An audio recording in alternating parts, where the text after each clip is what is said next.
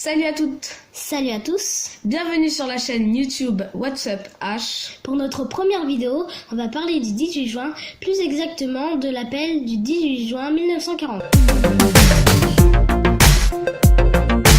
En effet, comment M. de Gaulle, un général de brigade français, se retrouve le 18 juin 1940 à faire son appel sur les ondes de la BBC à Londres? Pour mieux comprendre, faisons ensemble un saut dans le passé. Nous sommes le 10 mai 1932, Albert Lebrun est élu président de la République française. En Allemagne, Adolf Hitler, chef du Parti national-socialiste des travailleurs allemands, devient chancelier le 30 janvier 1933. Ce dernier applique une politique nommée national-socialismus, contractée en nazismus, le nazisme en français. L'officier Charles de Gaulle, un homme de réflexion, d'action et d'ambition, est prêt à tout pour mettre en place ses idées. Il se rapproche d'hommes politiques de différentes tendances pour se faire connaître et faire progresser ses idées dans la mise en place de l'armée professionnelle et l'utilisation des chars blindés. Il se fait présenter à Paul Reynaud, homme politique français, en décembre 1934. Ce dernier devient dans un premier temps un des rares hommes politiques à se rallier à la stratégie de Gaulle. Il propose la refonte de la stratégie militaire en fonction d'une utilisation systématique des chars, les divisions blindées. En juillet 1937, le lieutenant-colonel de Gaulle est affecté au 507e régiment de chars de combat à Montigny-lès-Metz.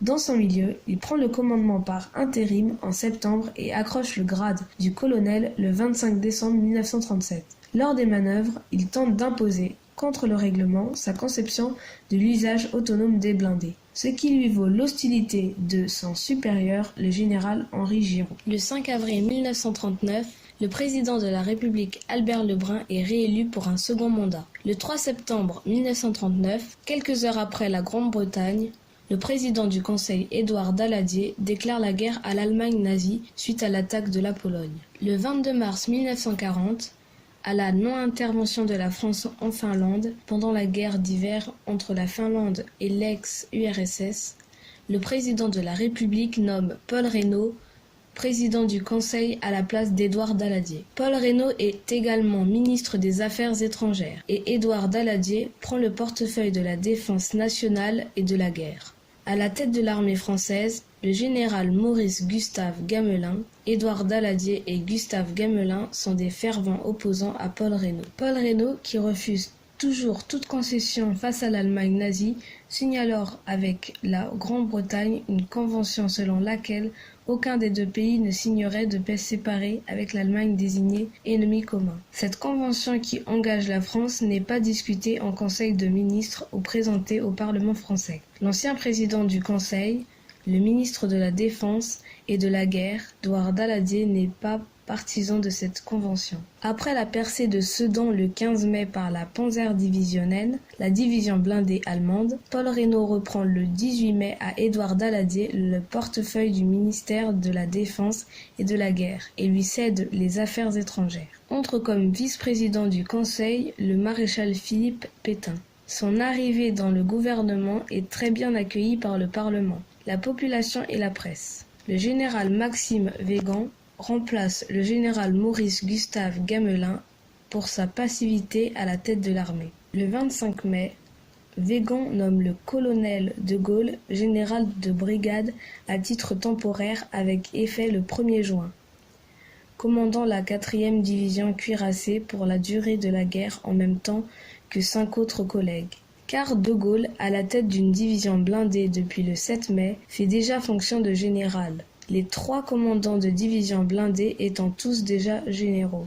Le 6 juin, le général de Gaulle, pour lequel Paul Reynaud a beaucoup d'estime, est convoqué d'urgence à Paris pour occuper un poste ministériel contre l'avis de nombreux membres du gouvernement, principalement de Pétain et Weygand, celui de sous-secrétaire d'État à la guerre et à la défense nationale. De Gaulle reçoit alors comme mission de coordonner l'action avec le Royaume-Uni pour la poursuite du combat. Le 9 juin, il rencontre le Premier ministre du Royaume-Uni, Winston Churchill, lors d'un séjour rapide à Londres au 10 Downing Street, puis il rentre à Paris pour son premier conseil de ministres. Le 10 juin, l'Italie déclare la guerre à la France. Le même jour, Le gouvernement français et son administration se replient sur Tours et les châteaux environnants. Le général Weygand installe son grand quartier général sur le domaine de Vaugereau, à Briare, et s'installe avec son cabinet au château du Muguet, à Breteau.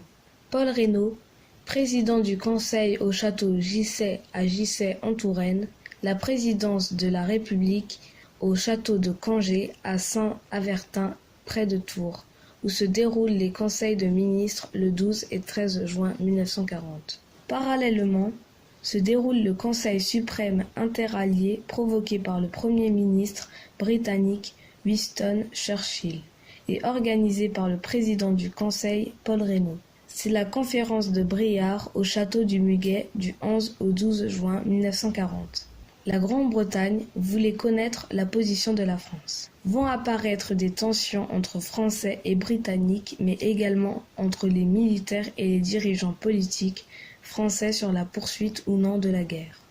Le président Albert Lebrun, le président du Conseil et ministre de la Guerre et de la Défense nationale, ainsi que son sous-secrétaire d'État Charles de Gaulle, sont partisans du départ du gouvernement pour l'Afrique du Nord et sont opposés à l'armistice face à l'Allemagne nazie. Le maréchal Philippe Pétain et le généralisme Weygand songent déjà à l'armistice rapide pour éviter l'anéantissement et l'occupation totale du pays. Paul Reynaud rappelle à Weygand que la décision d'un armistice est d'ordre politique et ne relève pas du généralisme. Le Premier ministre britannique Churchill remarque que la majorité du gouvernement français est pessimiste quant à la suite de la guerre et qu'il a un point commun avec le sous-secrétaire d'État français à la guerre et à la défense, le général de Gaulle, que cette guerre est mondiale et ne se limite pas à un enjeu franco-allemand. Le 13 juin, le gouvernement français se replie sur Bordeaux.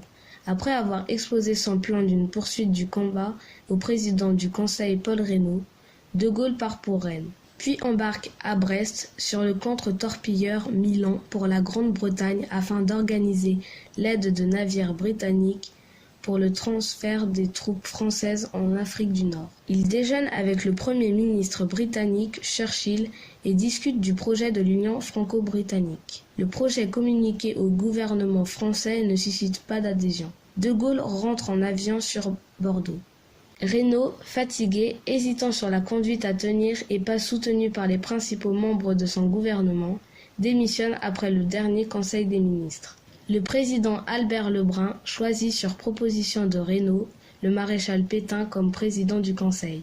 Ce dernier nomme immédiatement son gouvernement dans lequel ne figurent que des partisans d'un armistice. Le général Weygand devient ministre de la Guerre et de la Défense nationale. De Gaulle repart à Londres avec le général Spears dans la matinée du 17 juin.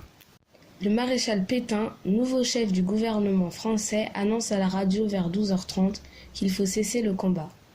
J'ai l'intention de demander à l'ennemi la signature d'un armistice. De Gaulle rencontre Churchill l'après-midi.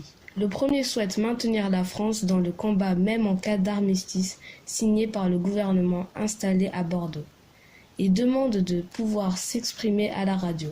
Churchill lui donne un accord de principe et met à sa disposition la British Broadcasting Corporation (BBC). En effet, certains membres du gouvernement britannique ne veulent pas gêner les négociations engagées par le gouvernement Pétain et attendent de voir s'il va effectivement signer l'armistice. De Gaulle transmet son discours aux Britanniques. L'après-midi, il corrige son texte et rend plus neutre.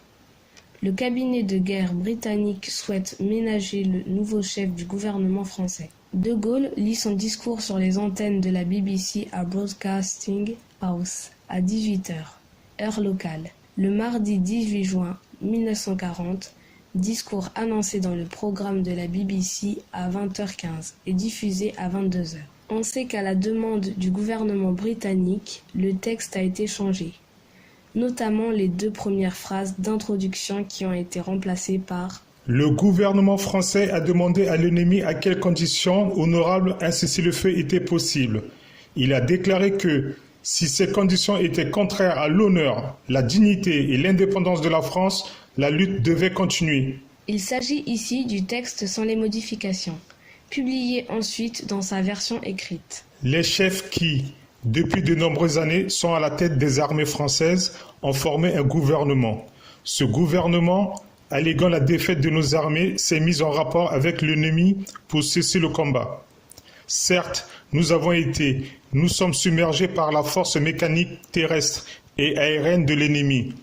Infiniment plus que leur nombre, ce sont les chars, les avions, la tactique des Allemands qui nous font reculer. Ce sont les chars, les avions, la tactique des Allemands qui ont surpris nos chefs au point de les amener là où ils en sont aujourd'hui. Mais le dernier mot est-il dit? L'espérance doit-elle disparaître? La défaite est-elle définitive? Non. Croyez-moi, moi qui vous parle en connaissance de cause et vous dis que rien n'est perdu pour la France. Les mêmes moyens qui nous ont vaincus peuvent faire venir un jour la victoire. Car la France n'est pas seule. Elle n'est pas seule. Elle n'est pas seule. Elle a un vaste empire derrière elle. Elle peut faire bloc avec l'empire britannique qui tient la mer et continue la lutte. Elle peut, comme l'Angleterre, utiliser sans limite l'immense industrie des États-Unis. Cette guerre n'est pas limitée au territoire malheureux de notre pays. Cette guerre n'est pas tranchée par la bataille de France. Cette guerre est une guerre mondiale. Toutes les fautes, tous les retards, toutes les souffrances n'empêchent pas qu'il y a dans l'univers tous les moyens nécessaires pour écraser un jour nos ennemis. Foudroyés aujourd'hui par la force mécanique, nous pourrons vaincre dans l'avenir par la force mécanique supérieure. Le destin du monde est là. Moi, général de Gaulle, actuellement à Londres, j'invite les officiers et les soldats français qui se trouvent en territoire britannique ou qui viendraient à y s'y trouver, avec leurs armes ou sans leurs armes. J'invite les ingénieurs et les ouvriers spécialistes des industries d'armement qui se trouvent en territoire britannique ou qui viendraient à y s'y trouver, à se mettre en rapport avec moi. Quoi qu'il arrive, la flamme de la résistance française ne doit pas s'éteindre et ne s'éteindra pas. Demain comme aujourd'hui, je parlerai à la radio de Londres. Pour résumer, le gouvernement français et le chef militaire français n'ont pas apprécié son appel du 18 juin. Le maréchal Pétain, président du Conseil, a dégradé le général de Gaulle. Je rappelle qu'il est nommé général à titre temporaire. Il s'est vu aussi retirer la nationalité française. Le régime de Vichy l'a également condamné à mort. C'est alors un déserteur, un prisonnier condamné à mort, un nom français qui a permis à la France de devenir un grand pays. Il est le père du gaullisme. Voilà, nous avons essayé dans cette première vidéo de comprendre comment l'appel du 18 juin 1940 a été possible. Si vous aimez, n'hésitez pas à liker, à laisser un commentaire, à partager avec vos amis. Surtout, abonnez-vous à la chaîne. Plus vous êtes nombreux à vous abonner, plus ça nous encourage à traiter de différents sujets historiques ou d'actualité. Pour ça, cochez la petite cloche pour ne rien rater. C'était WhatsApp H, votre chaîne.